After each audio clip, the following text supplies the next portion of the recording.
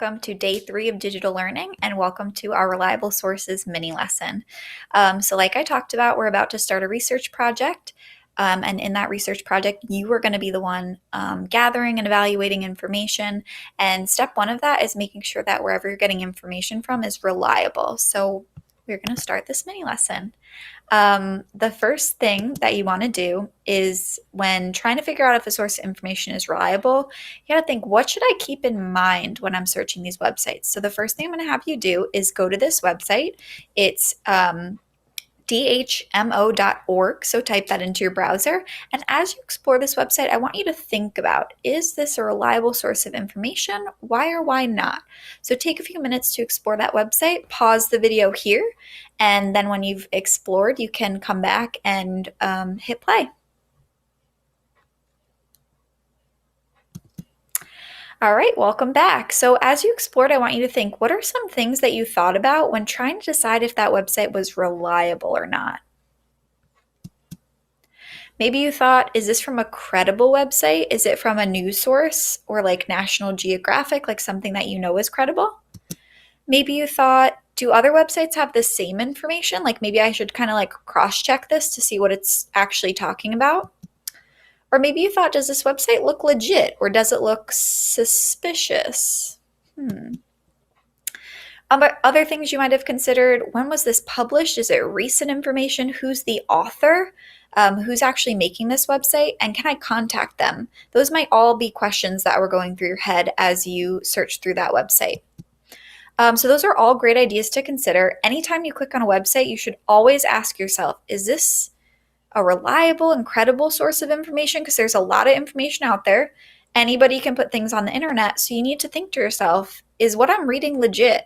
Something that I like to do is I will check the information against other websites. So I'll Google, I'll pick things that I think are reliable, news sources, National Geographic, Science for Kids. I'll go through a bunch of websites and I'll see if they're all saying the same thing. And I only click links that I think are from credible places. Like, again, newssource.edu.gov are where I start.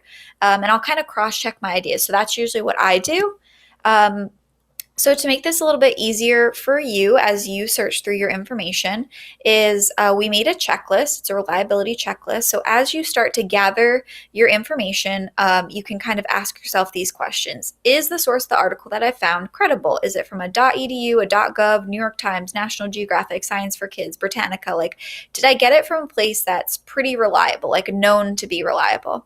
Is there an author or a sponsor, and can I contact them? Or is this made by somebody who doesn't want to be contacted because maybe they know their information isn't legit? The date of the article, especially with genetic technology, you want to make sure that the article is current because technology changes so quickly. So that's really important.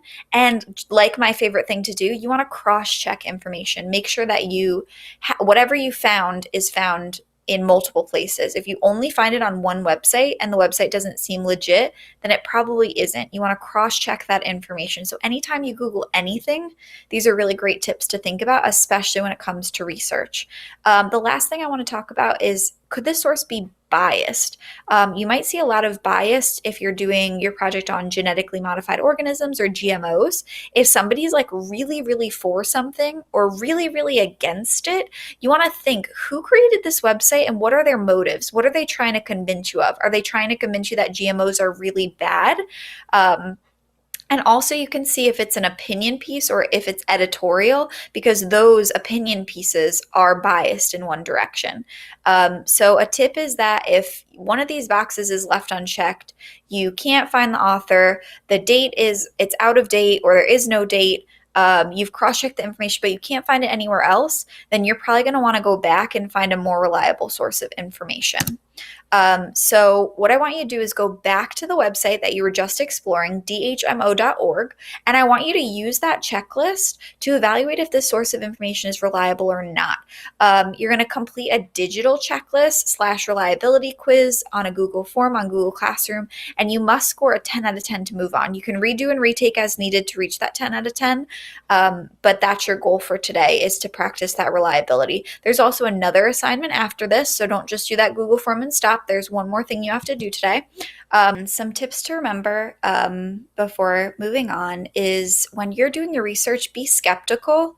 I like this meme. It says, if it's a free trial, why do you need my credit card number? Like, ask yourself those questions. Like, is this a legit website? So be skeptical when you're searching. Just don't take people's word just because it's on the internet and on a website that seems legit. Really prove that it's a legitimate website. Don't be fooled by websites that look legit either, because now, like, anybody can make a website and it can look pretty good. Something to keep in mind is that something that's .org can be bought. Like, I can buy a .org, or I think I can buy a .com too. Website. So just because it looks legit, it could be Michelin in her living room making website just to fool you. Think about who created the website and why they made it. Investigate the source. Really think like, okay, where is this coming from? Like, look at the website, and then follow the rule of three. Compare to three other sources, reliable sources, and see if the info seems legitimate. So keep that in mind as you're searching for your resources for your genetic technology project, because that's what we're going to be doing next. If you have to come back and revisit this mini lesson, that might be helpful just to have, and then also use the checklist provided to make sure that your resources are reliable, because that's going to be part of your project. So again, email me, sign up for a Google Hangout if you need to, and good luck with today's assignment. Again, this isn't where it ends. Once you submit that Google form, there's still more to do today. So make sure to check out the next slide for more information.